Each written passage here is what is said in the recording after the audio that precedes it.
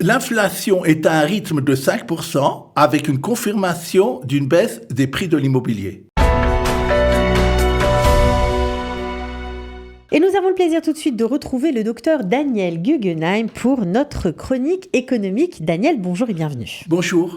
Alors, on va commencer par un sujet, on va dire, je ne sais pas s'il faut s'en réjouir ou s'il faut continuer de s'alarmer. C'est le taux d'inflation du mois de mars. Oui. Alors, on en est où? Ça a augmenté, ça a baissé? Tout à fait. Alors, au mois de mars, on a eu 0,4%. Les prévisions étaient entre 0,3 et 0,6, donc on est dans la fourchette basse de ce qui s'est passé. Si on regarde, d'abord au niveau d'un an, c'est 5%. 5%, c'est un peu mieux que le mois dernier, puisque le mois dernier, on était sur un glissement par rapport à 12 mois de 5,2, donc on descend un petit peu. On est un peu moins que 5,2, mais ça reste quand même un peu alarmant. 5%, c'est beaucoup. Oui. Et d'ailleurs, la presse dit que c'est la première fois que l'Amérique et Israël ont le même taux d'inflation. Toujours Israël avait 5%, était toujours moins que l'Amérique, et là est arrivé au même point. Alors ils ont dit, apparemment c'est un problème.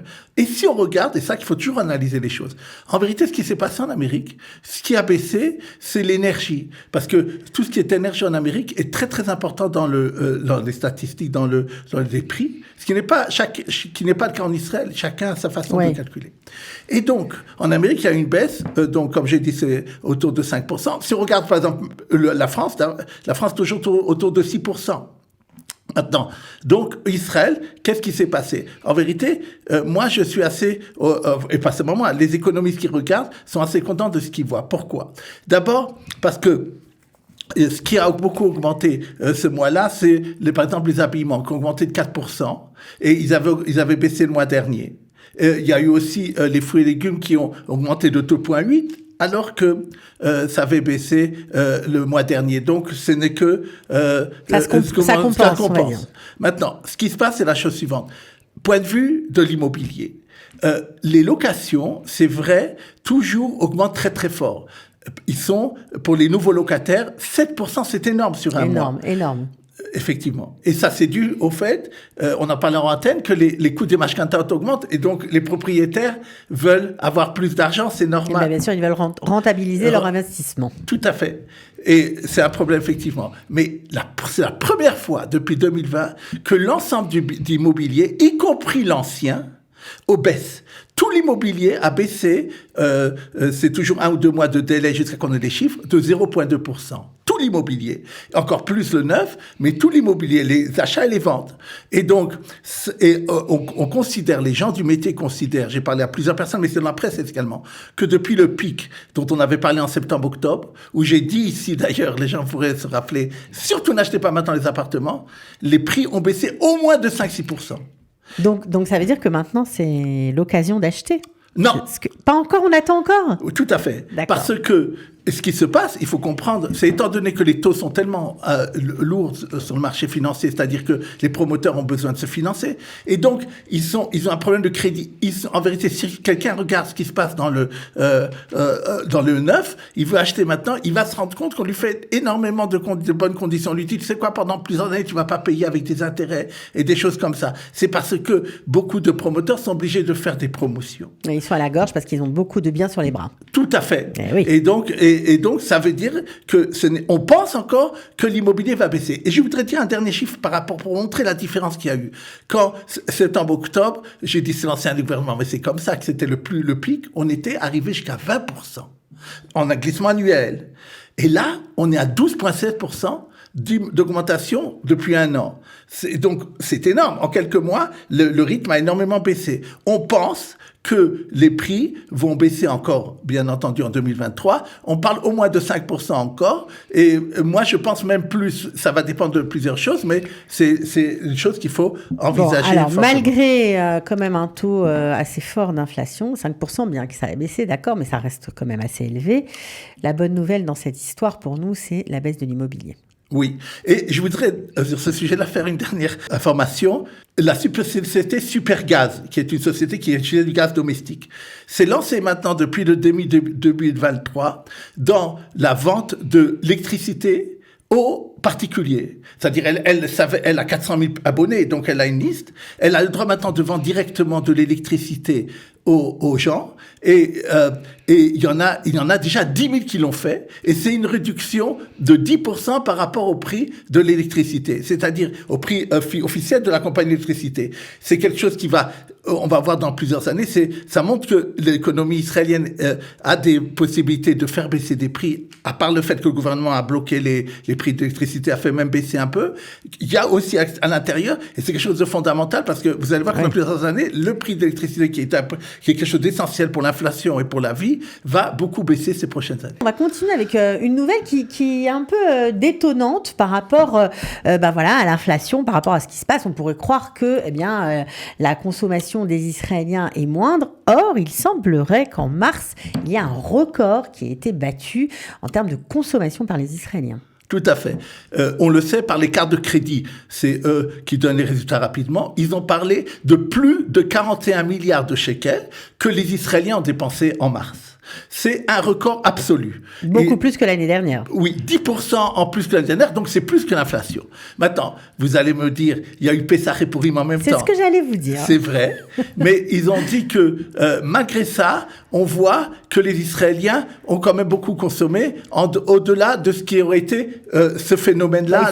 Il faudrait peut-être attendre le mois de mai pour voir ce qui va se passer. C'est vrai, mais il y a quelque chose quand même qui s'est passé là. Je voudrais d'abord dire la chose suivante, parce que souvent les gens qui reviennent de France, ils se plaignent quand ils viennent ici, c'est cher les choses, etc. Et on a plus de se plaindre.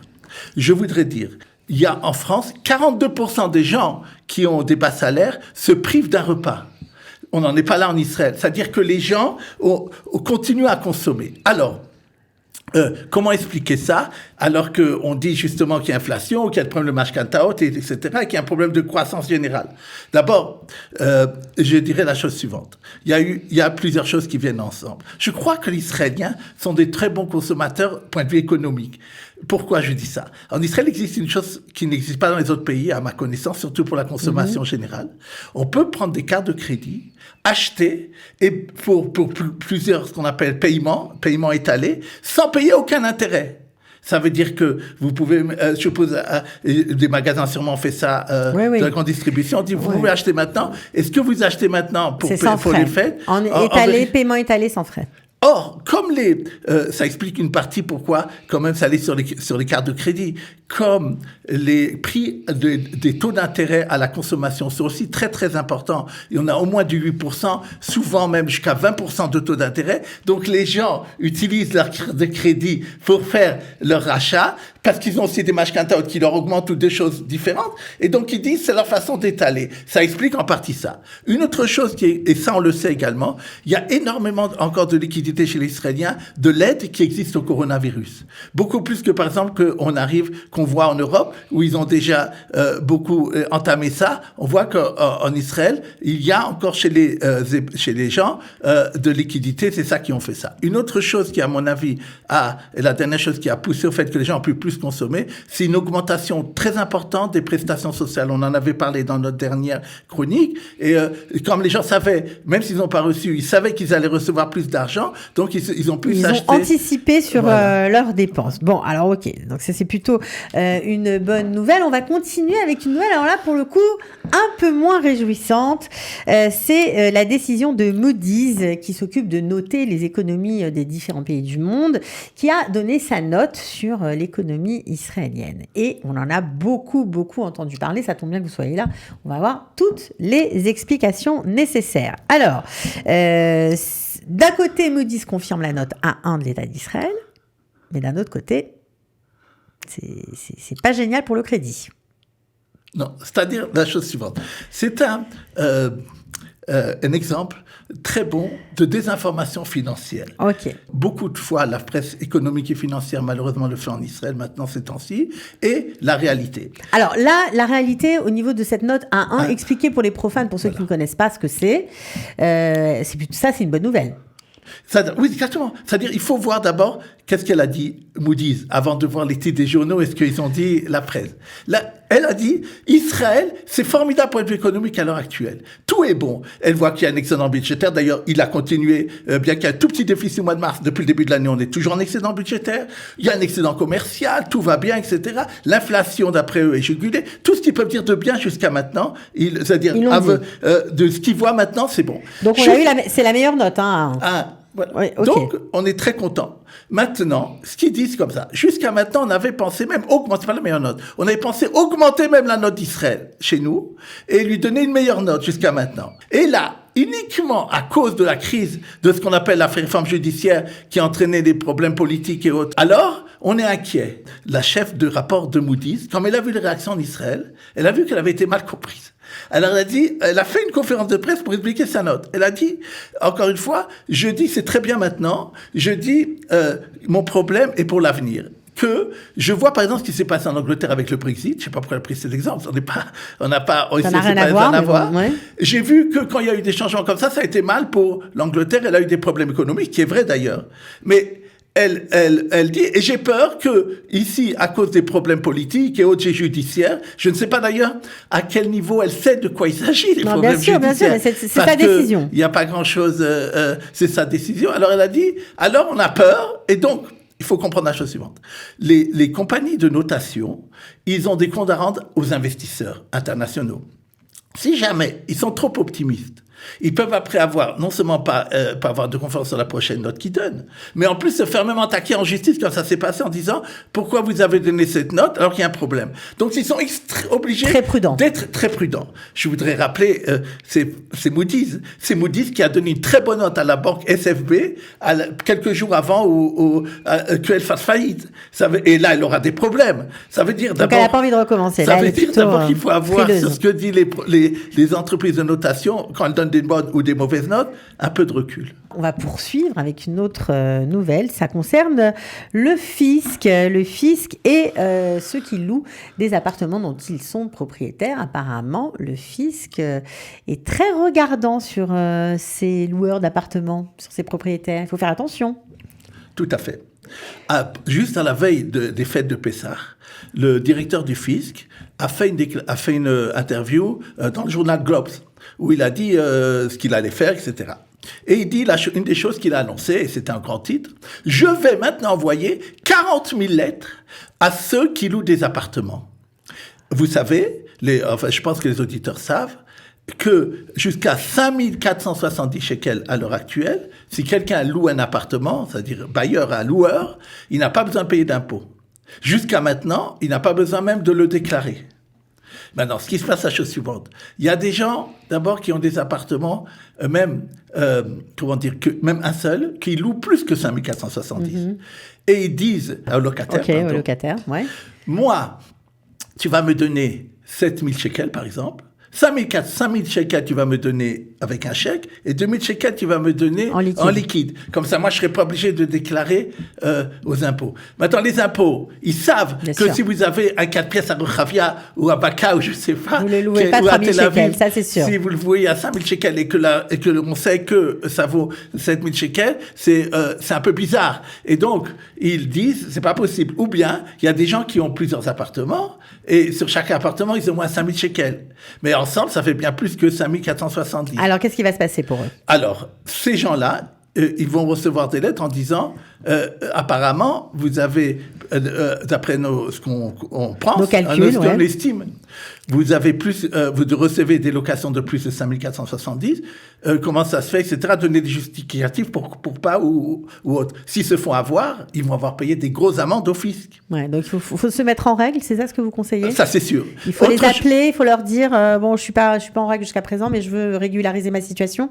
Et plus que ça, j'ai entendu une fois qu'il y a des gens, même pas seulement qui ont 3 appartements, il y en a qui ont 10. Il y en a qui ont beaucoup. Bien sûr. Et là, il faut savoir, et ils font chaque fois ensemble 5 470. Et dans ce cas-là, c'est pas seulement les impôts qui sont sur les locations qui sont un peu moins chers que des impôts normaux. C'est comme si vous travaillez. Et ils vous demandent de payer comme 50% des fois sur sur les locations. Et c'est des choses qui vont vous prendre sur plusieurs années. Donc, il faut faire très, très, très attention. Ok, Voilà. En tout cas, merci pour la mise en garde. Et dernière chose, justement, ce sujet. Normalement, dans la loi qui doit passer du budget de maintenant, dans 2 mois, il y aura, pour tous les gens qui louent, tout le monde, celui qui a un appartement qui loue, une obligation de le déclarer aux impôts. De dire, sachez que je loue un appartement tant et tant, et je reçois pour ça tant de shekels. Même si on reçoit 2000 shekels, il faudra le déclarer. C'est plutôt sain comme nouvelle. Pour l'instant, c'est comme ça que c'est fait. L'année dernière, ils voulaient le faire, ça a été enlevé. Maintenant, pour l'instant, c'est resté, et il faudra voir. Mais c'est quelque chose que je voudrais dire à ceux qui sont bailleurs d'appartements de faire attention. Merci pour nous mettre toujours au parfum de ce qui se passe et suivre, grâce à vous, l'actualité économique. On se retrouve la semaine prochaine. Oui, tout à fait. Merci beaucoup.